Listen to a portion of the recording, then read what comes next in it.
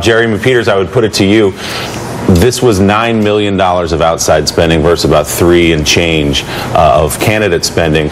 So this really wasn't a local race. If you read all the press accounts from Tampa and St. Pete, there's no discussion really of the local issues in that district. This was all about Obamacare, Medicare Advantage, things like that.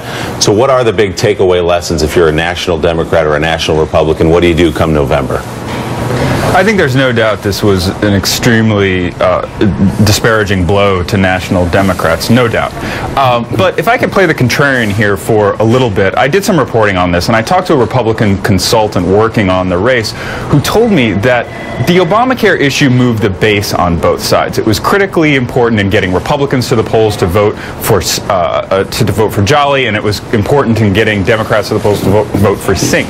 However, what moved people in the middle was this notion that Alex Sink was a bad manager, that she had overseen a bank that cut jobs. She took a bonus for herself while she did that, and that she oversaw the pension fund in Florida while it lost money.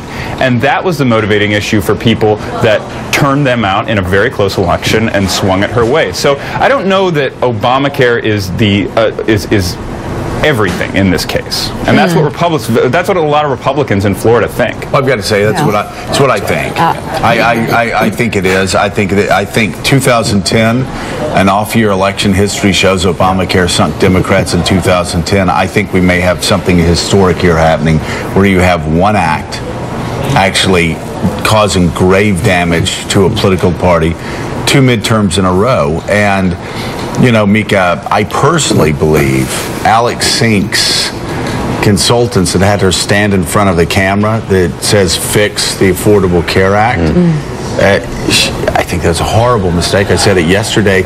You don't fight on enemy terrain. And she tried to fight on enemy terrain, defending this act that no Democrats have tried to defend over the past 4 years. They just don't do it because you can't do it on the campaign trail unless you like losing. And she did this against a candidate that, again, I can't state it enough. People inside Florida and Washington, D.C. said he was just a lousy, lousy candidate.